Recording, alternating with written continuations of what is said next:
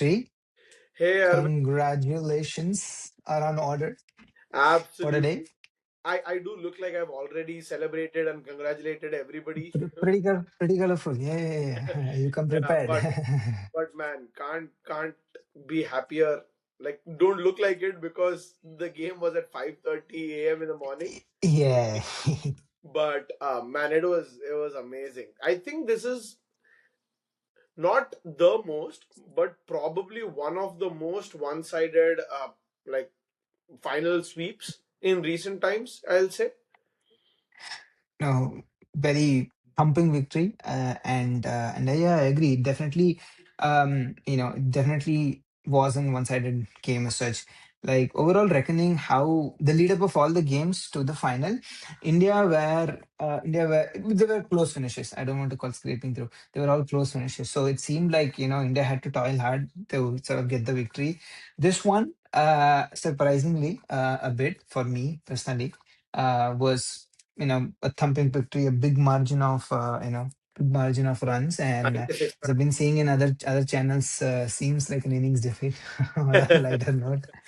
But yeah, having said all of that, of course, very happy. Having said that, I was going to say I'd rather take this kind of a final victory where you seem to stutter a bit, and there seems to be some friction in get going to either catch form, and then of course lose a game as well on the sort of road to the final, Yeah. and then finally win it, than be like out and out, how do you call it? Out and out favorites, go on and like have dominating victories in every game, and then sort of have No, an not so great performance on the date matter. So I'd rather take this over no, a dominant I would victory. actually like differ a bit that I would always take. Let's try to be the favorites, win everything, win it, and then just Hmm. go. Like, let's make it a no contest.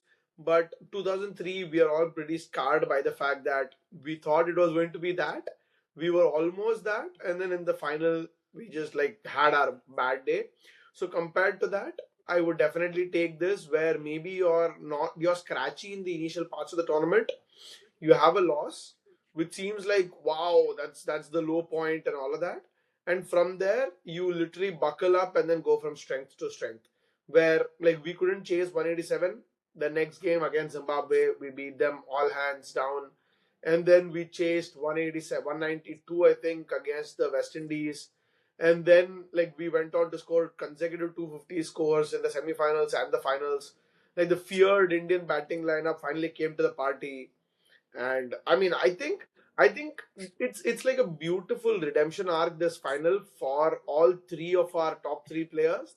Abhishek Sharma, number one batsman, didn't really get going throughout the tournament. There were calls to even drop him, and then you get a performance where he scores a 50 of 18 balls, and then you have a Sanju Samson in and out, in and out, in and out, usurped for his place, doesn't start the World Cup. Last four crunch games gets brought into the team, and from there becomes the player of the tournament, like a redemption arc complete.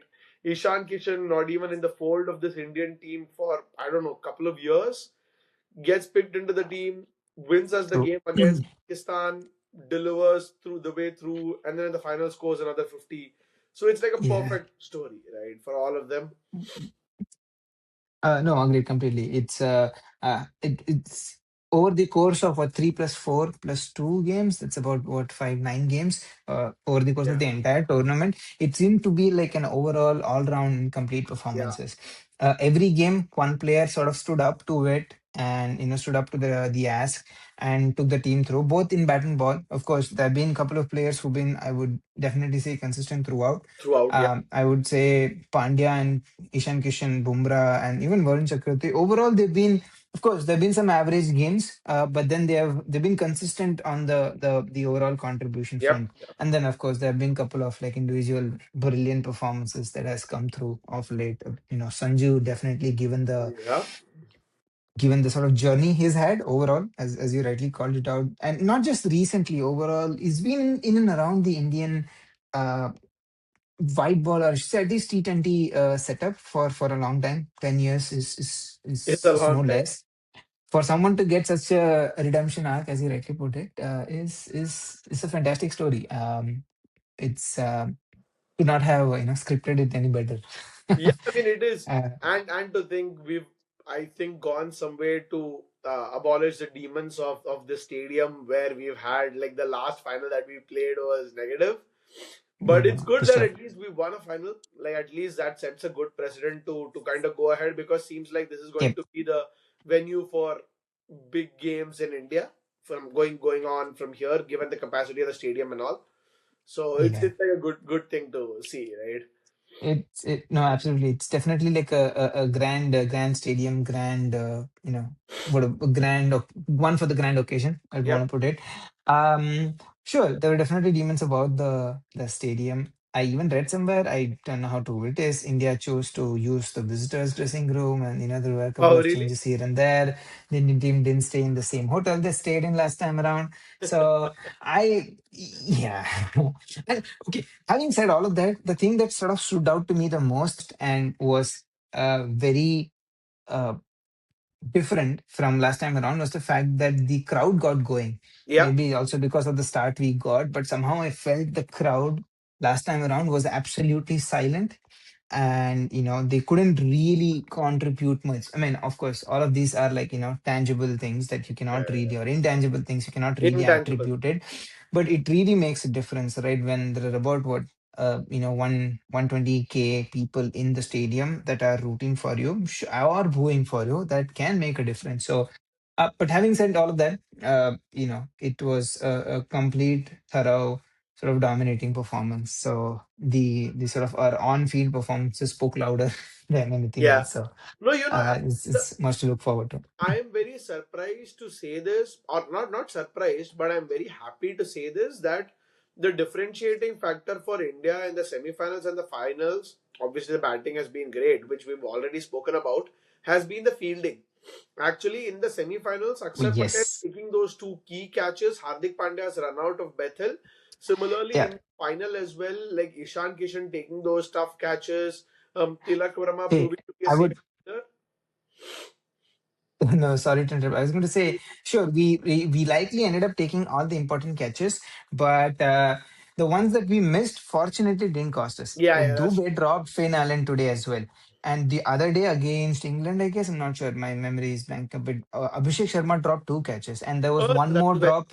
I think that was West Yeah, Indies. the one was dropped by Tilak Verma, I think, That against was West West Indies. Indies. That was, So overall, if you look at the fielding stats, our efficiency in the tournament was like mid 60s, which I wouldn't say is great for like a World Cup winning team or a champion, yeah, whereas New Zealand were 82 or so.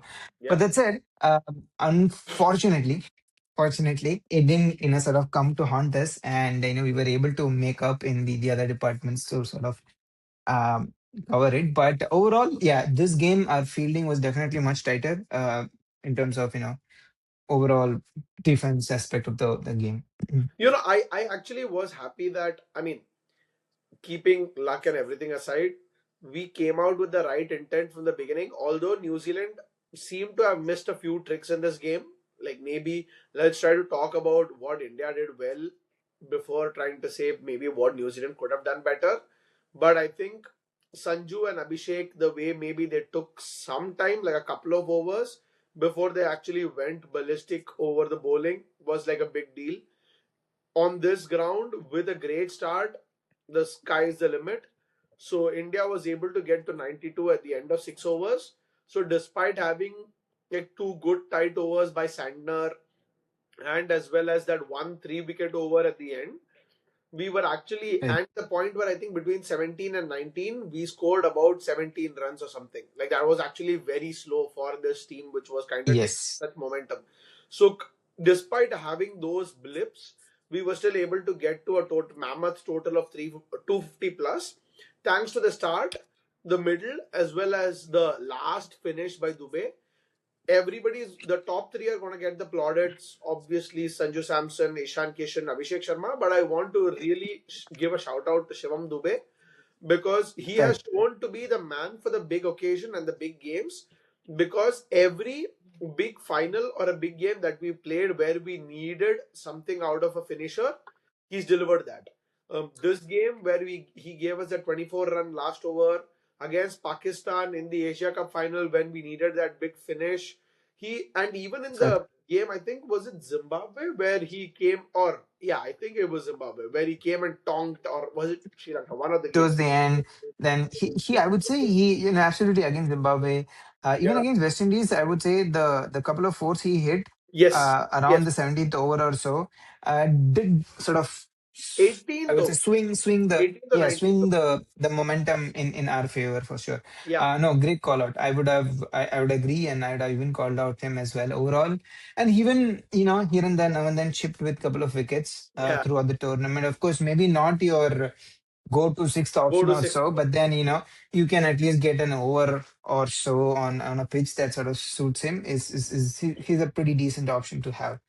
Yeah. And I would say it's not a redemption arc, but has been a good story for him overall as well. It's been some time since we had actually seen him sort of come to the fore and performance and give such performances. So pretty happy for, Sure. of course, Shivan Dubey as well, and overall for the team as well. Actually, like, I wanna ask you a question. Like, what do you have to say, like, about the kind of performances that an Akshar Patel has put in the last three games, and the fact that he was dropped before that? Like, do you want to, like, what do you have to say about the class of the player, because he's delivered with the ball, with the field, and we've seen in the past that he can deliver with the bat when needed as well, right? Yeah. Oh, no, absolutely. I'll probably answer it in two fronts. One is the fact that now that we won the tournament, it doesn't seem to have hurt us more. But unfortunately, if things would not have gone in favor, it is likely one of the things I would have called out as well, because he's a complete package. Yeah. He's likely not a Jadeja yet, or he's never going to be a Jadeja, which is different. Like, he provides a different sort of strengths that he brings to the game.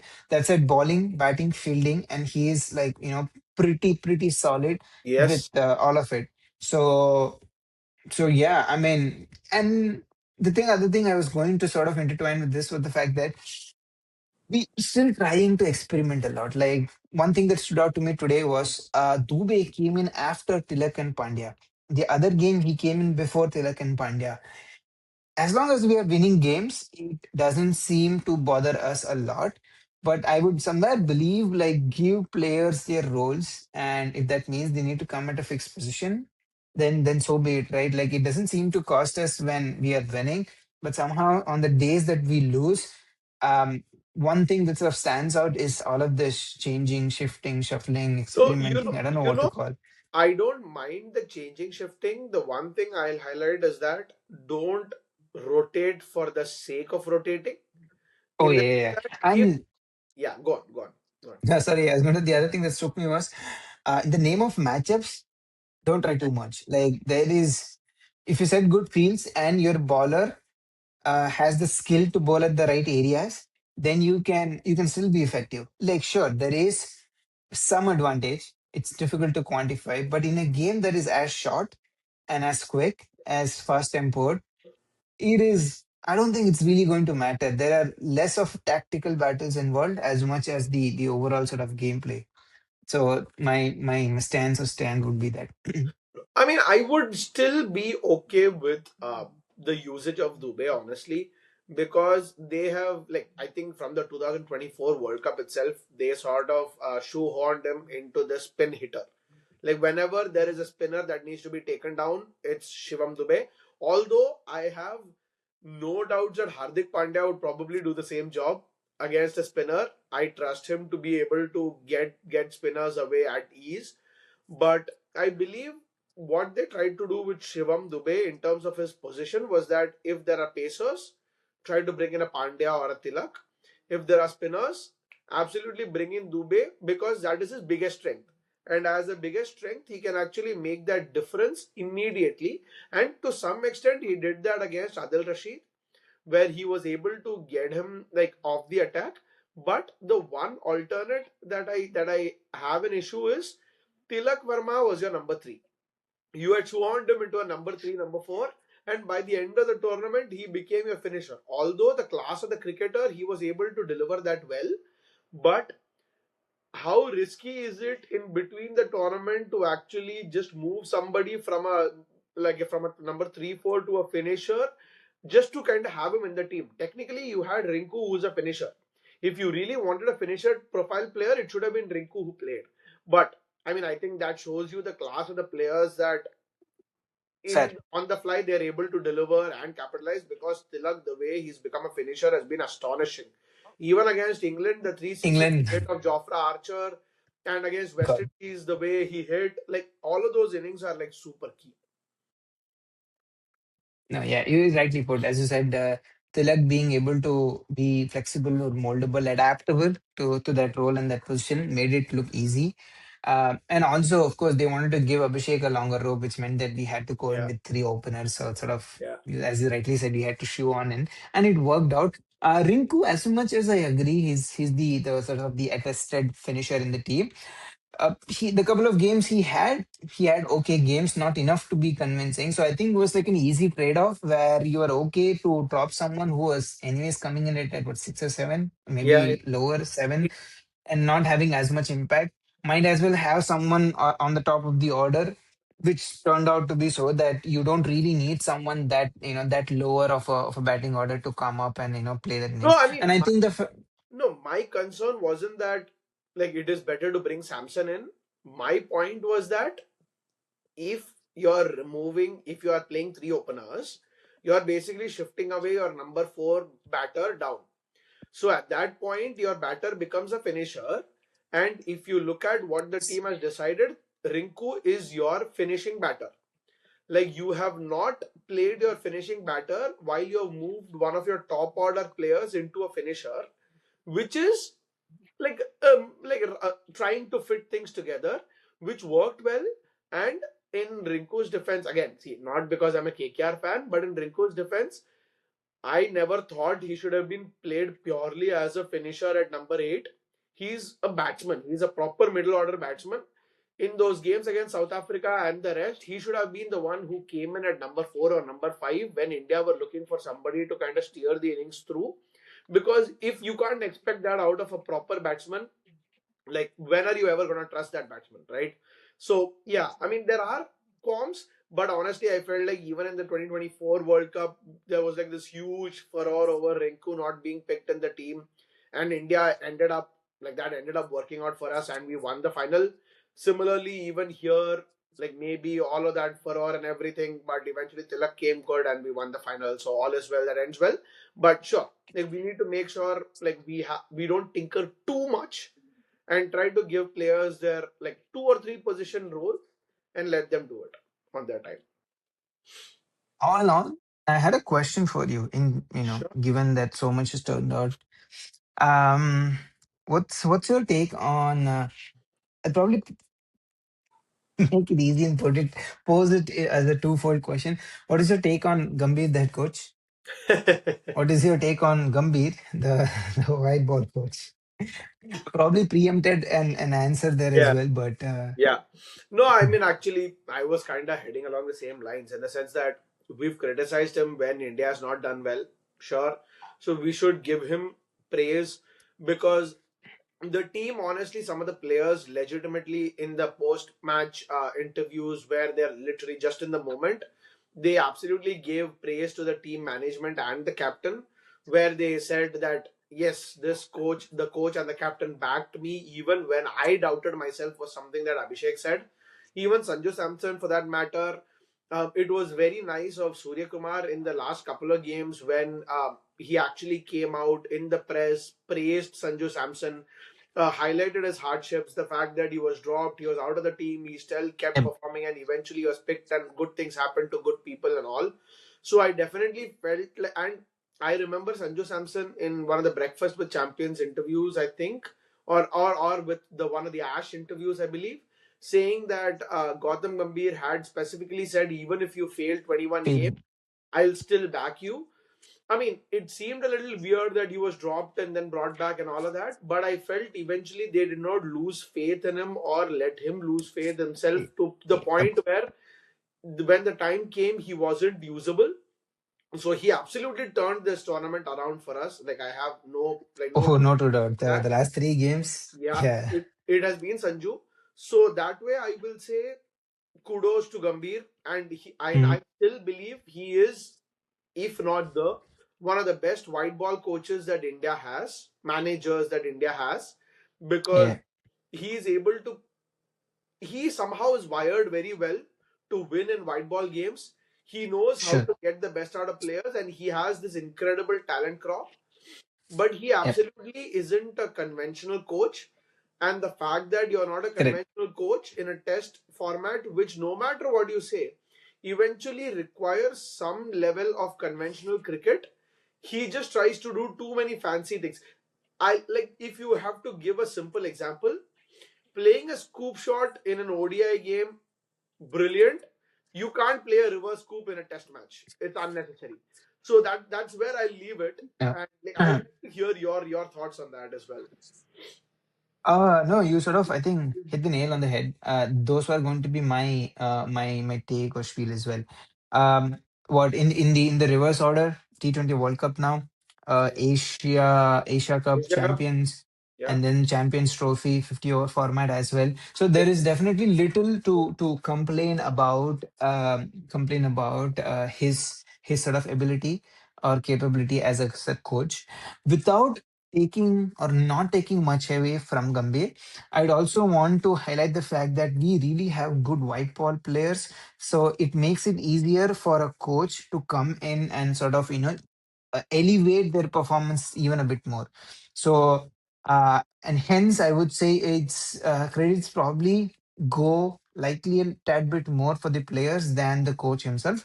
But again, not to take the coach's role or not to acknowledge his contributions to the team. So, kudos to that.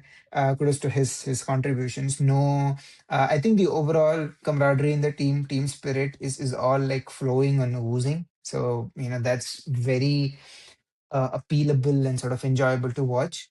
That said, yeah, red ball game for India overall needs work, and needs work both ways. From the players and more so because ultimately they are the one who are on the field and are able to execute that. Um, we need to definitely acknowledge the fact that IPL has helped to bring out the best in us when it comes to white ball cricket. And unfortunately, let us acknowledge the fact that it is somewhere detrimental to the overall red ball format of the game, likely because it's just two different format, requires two different skill set. So there has to be a process or an evolution curve there as well, where we are able to sort of start generating players who are a good fit for red ball as well. So yes, coach plays a role, but I feel it's a broader, yeah, broader sort of a solve that has to be in place for red ball cricket. yeah. But yeah, definitely for the time being has made Gambhir's position indispensable, And indispensable. which is fine. Let's see. I Yeah. guess the next series is not until a couple of months ago, so even he has some sort of breathing Time. space and resting time. So Now, to the relatively, I don't know if it's an easier question or a tougher question.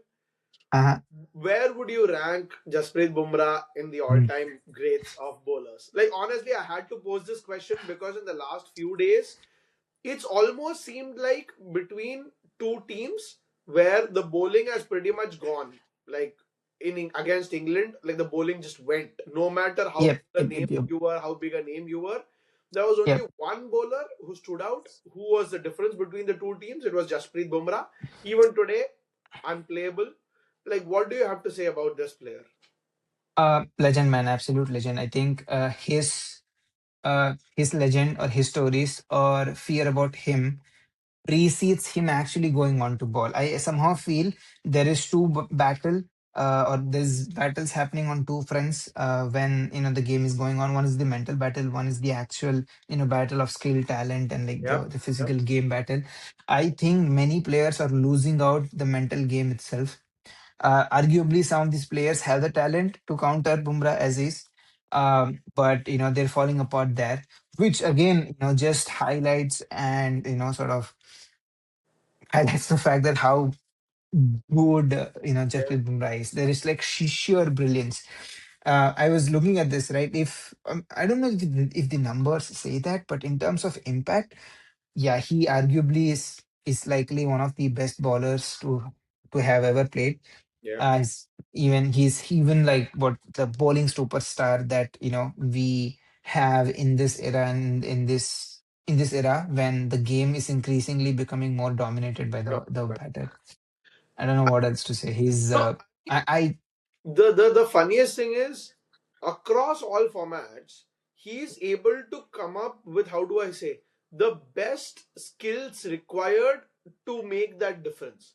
In test matches, if you need a bowler to bowl line and length, swing, hit the top of off, make the batsman play, he's able to do it. In ODIs, when he's supposed to be used as that strike bowler, whenever you need, you bowl a couple of overs to kind of swing the momentum. And then you have a T20 where, yeah, I mean, basically trump card. Whenever you play him, you're gonna win. Like, the fact that he has the ability to do everything in every format makes him, for me, if not the one of the best ever. Like, I don't have a problem saying that because his skill set is so like varied, right? Oh, absolutely. I was going to ask the question myself as well if you didn't bring it up, but yeah, that is the brilliance of Yes. Jasprit Bumrah. So actually, like, let us take this tournament as a whole. In this tournament, like, you have the typical Sanju Samsons, you have your Jasprit Bumrahs and the obvious ones, but do you have an underappreciated or an underrated player in the Indian team that you feel like has not done that great or a bigger job, but has definitely contributed to a lot of our victories in like small, like, contributions throughout, has been consistent? Yeah, I mean, consistent would probably where I would nominate this player for. Sure. Definitely not underrated. The first name, as you sort of started to pose that question, that came to my mind, is Hardik Pandya. Yeah. Like overall throughout the tournament, I think he has had two or three fifties. Three might be Yeah. exaggeration. He has had two fifties. And he's been consistent with the ball as well. Of course, he's not in the leading wicket takers chart, but I'm pretty sure he's probably like has 9 to 10 wickets. Yeah. And the fact that he's able to open the bowling and make the ball move at times, and has been very consistent. He gives you a couple of overs up top, also can come in the middle where he is space. And over the years he has become very accurate and very reliable. Like no waywardness makes him an asset in the team. So as I said, not someone who's underrated, but has consistently performed both with bat and ball, depending on the game, the occasion, and the necessity. Has stood up. Uh, Close runner-up is probably Akshar Patel. We already discussed him up top, but I think I definitely want to highlight the fact that no, like man of the match performances, Yeah. but on the field, on the ball, a couple of sixes with the bat. He has been there, so have to call him out as well. No, absolutely. I mean, that's actually perfect. Tells you like how important is that all-rounder's role in a T20 game, right? I T20 mean, format, yeah.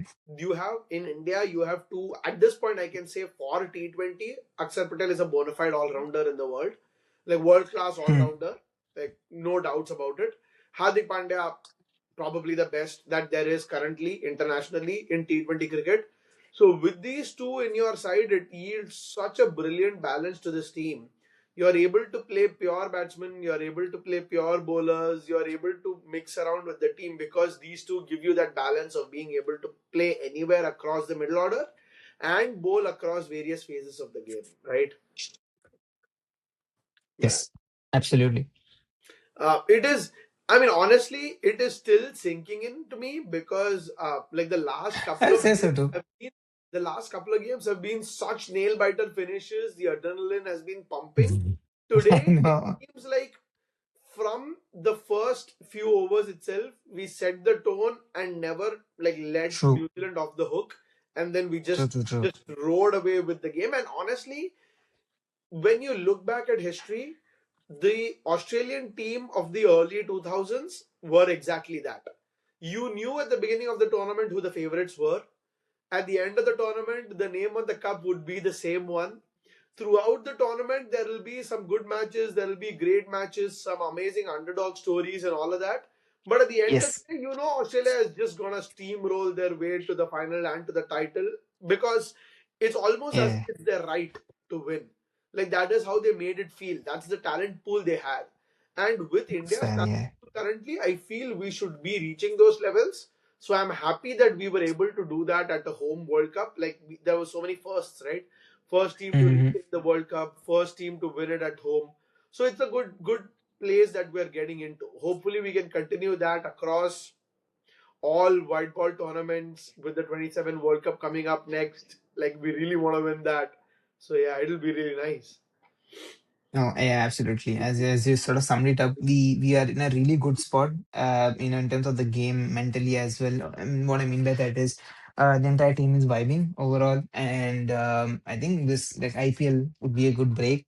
And then I think if not right, the next series or tournament after is the India's tour of Sri Lanka, uh, which could be interesting. We are Sri Lankan definitely pitches are lagging in. good. Sri Lankan pitches are the kind of pitches we hate playing on. So So that will be a good test. But yeah, as you rightly said, in white ball format, we are definitely, the team that every other team definitely fears, or isn't really looking forward to face. So I would just end on note saying that yeah, may this form continue, and as you rightly said, yeah, let us be able to withhold this until 2027.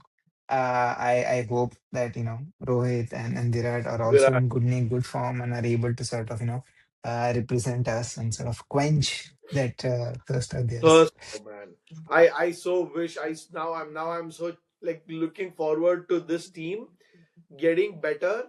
Like, the ingredients are there. You add the experience of a Jadeja, a Kohli, a Rohit, and obviously the class. The class never like fades. And then you have some youngsters coming in. It looks like a beautiful recipe for success. And Hmm. it seems like, I don't want to preempt too early, but India seems to have been riding a wave when some other teams are not maybe at that peak of their powers, where maybe like Australia, Yeah. case in point. Australia is traditionally always going to be in the semi-finals, but this time they didn't even make it out of their group. So tells you they are not on that stronger wave. England, Yeah. again, if you think about it, they've completely ridden on the basis of a couple of players like Harry Brook, Bethel against India, and Will Jacks throughout the tournament. Like, pretty much like a few players kind of bringing them out of trouble. Their squad doesn't look that strong. South Mm. Africa honestly has all the ingredients for success. I feel they have one of the most complete teams, but they're somehow not able to click in the big games to come out with the best version of the team. New Zealand, I always feel they are such a tight knit team and well oiled machine. They need to have everything working perfectly for them to make it to the finals. Like, honestly, I feel like every throw of dice that they have, every play that they play, every tactic that they get, they need to get it right for them to reach the final, because they have literally one or two match winners who can single-handedly close the game out, like Finn Allen maybe, and Mhm. Howard maybe, or Glenn Phillips maybe, like just one or two of them. Everybody else is a supporting player. So that's why I feel like they might be able to get to the final based on a strength of performances, but on a one-off day it is going to be difficult for them, given that they don't have that bona fide match winners, like four or five of them in the lineup who can win the game single-handedly. I think that is what is costing them pretty much in these big games. So I mean, the point of saying that is we should assert our dominance. Hopefully we can make this period like colored blue, and kind of keep adding stars to our jerseys as much as we can going further, right? No, absolutely. Summed it up right. Yeah. So actually, with this, like, now that we're done with the World Cup and the cricket season, you would think the cricket season is over, but the actual big cricket bonanza is coming up And next. So absolutely, it's. I don't want to call it overdose, but it sometimes ends up feeling like it. So, but that's it. All said and done. Given we've already like won the World Cup as well, yeah. it's a great sort of spirit and mood to be in, and I'm definitely looking forward to the IPL like, beginning here shortly with 3 weeks time. plus or I minus. mean, unbelievable. So Yeah, we hope to really bring a lot of IPL content in the sense of the mhm, team reviews, the absolutely. ratings, the previews to the tournament. So please look out for the next like 3 weeks till the beginning of the IPL, where we can maybe go through this and then take it from there.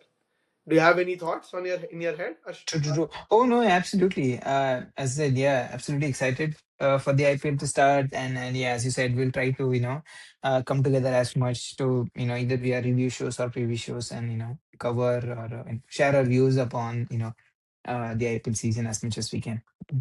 Absolutely. So yeah, do like, share, and subscribe.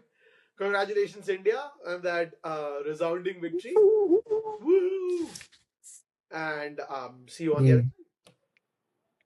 Stay tuned. Thanks for joining. Thank you.